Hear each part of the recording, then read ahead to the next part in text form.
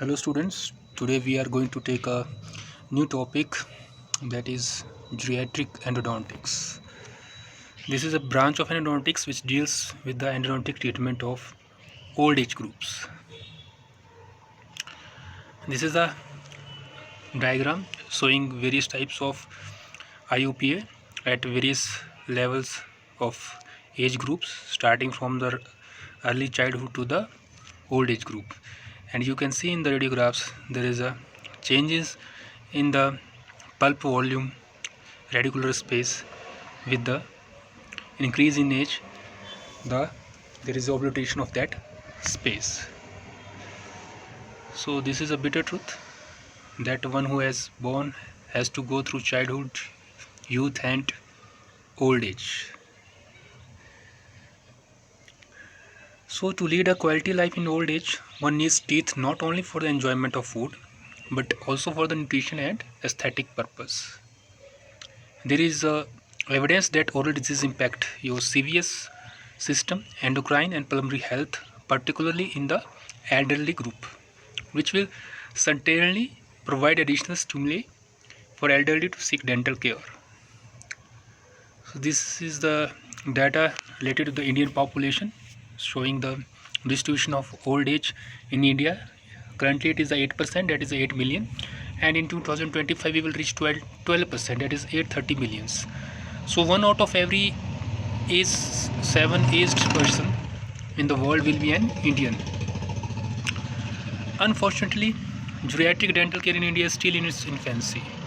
Dental treatment is considered the last priority owing to the lack of the awareness and poor socio-economic status.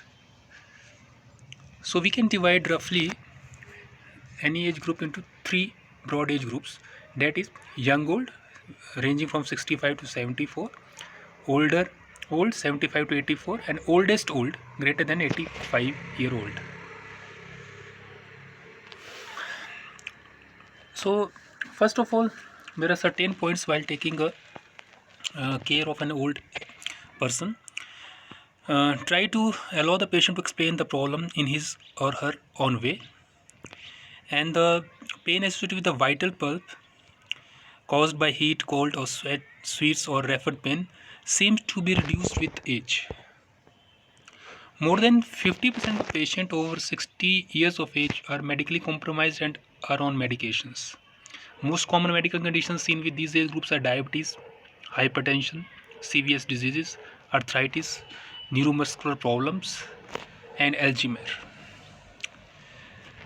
This is the diagrams depicting the pulp changes with age. As you can see that there is a continuous dentin formation with the age, leading to the decrease in the pulp chamber volume and radicular space. So there is a calcification with the age. There you can see a diagram comparing the age changes. Here again you can see the in the transverse sections, in the longitudinal section of the tooth, there is a presence of denticles or pulp stones. They may be a diffused, or they may be a well circumscribed pulp stones, and they may be present in the coronal area or they may be present in the radicular, especially diffuse type of linear calcification.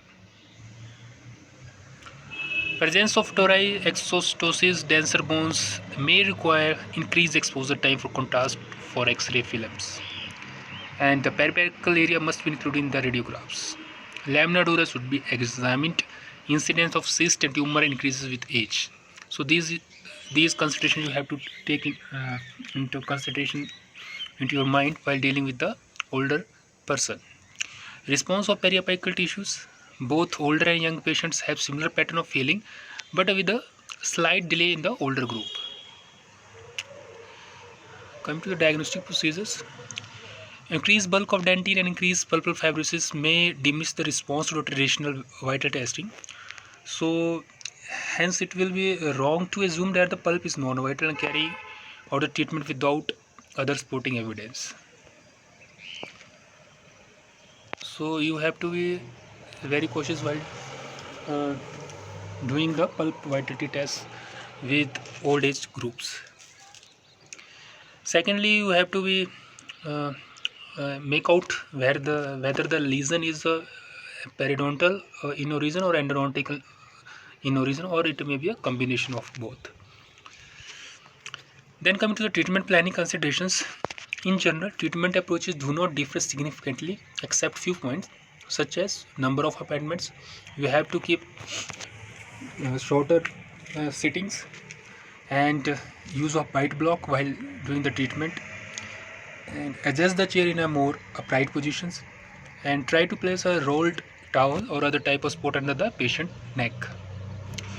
In dealing with the serious disease disorders patient, try to implement low stress protocols and shorter appointments. In case of diabetes, appointment should be scheduled considering the patient normal meal and insulin schedule. A local anesthesia, as such, there is no specific contraindication for different aesthetic or techniques. Both primary and supplementary techniques may be used in case of older patients.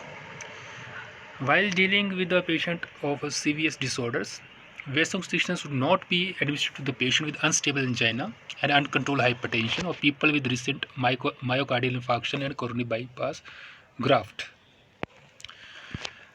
Crown lengthening has to be considered in case of old age, because with the old age there is a worn out dentition mostly present in these individuals.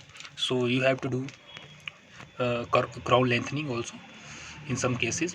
Isolation, we have to do try to prevent micro leakage. Use patched or blocked with cavity Orosil, rubber based adhesives or periodontal packing. And while doing SS opening, you can use endo SS bus, endo Z bus. C plus files have to be used in such type of individual, because of their high stiffness. They are able to uh, bypass or to catheterize the canal, which is mostly calcified in older age groups, easily as compared to the normal K flex files. DG16 explorer may be required for locating the canal orifices. Flaring should be performed to provide for a reservoir of irrigations, and try to avoid the use of broaches because of the uh, inadequate diameter of the canal to allow the effective use of broaches. Then pulp stones can be visualized often with additional light and magnification, so you have to consider um, magnifying loops and dendropletic microscopes, along with the ultrasonic tracing tips may be used for cutting through the calcification that covers the canal orifices. And working length apex locator may be used, because in such type of cases there is a excessive cementum deposition at the apex, so the radiographic terminal and the your apical foramen, they may vary from 1 to 2 millimeters from the each other.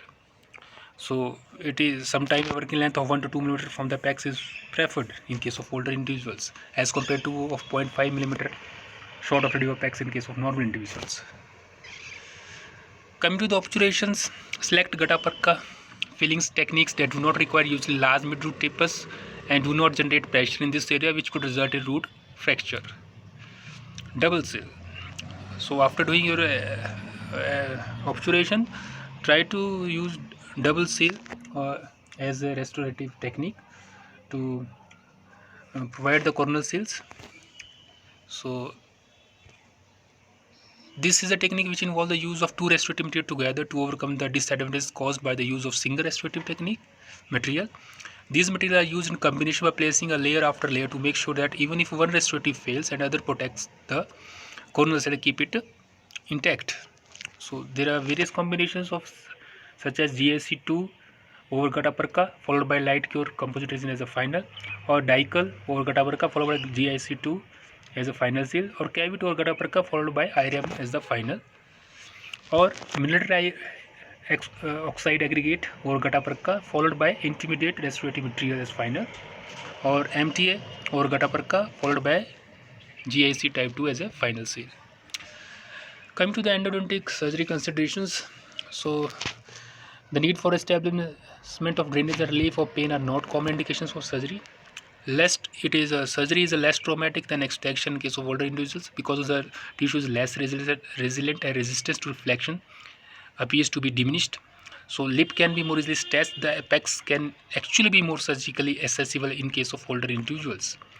Ecchymosis is the more common postoperative complication in these individuals. Restorative considerations, we have to protect cusps because of excessive forces on the remaining dentition. So cusp protection methods have to consider. Uh, Restoring the SS is again very important, and overdenture abutments you have to take that also into considerations, and coronal leakage offers, of course, you have to take it into account. So in conclusion, successful endodontic can be achieved for elderly if proper attention is given to the diagnosis, good quality radiographs, and adaptive techniques that overcome the challenges posed by calcification of the root canal system. As long as the tooth has strategically important role to play, endodontic therapy is indicated and justified in any patients. So thank you.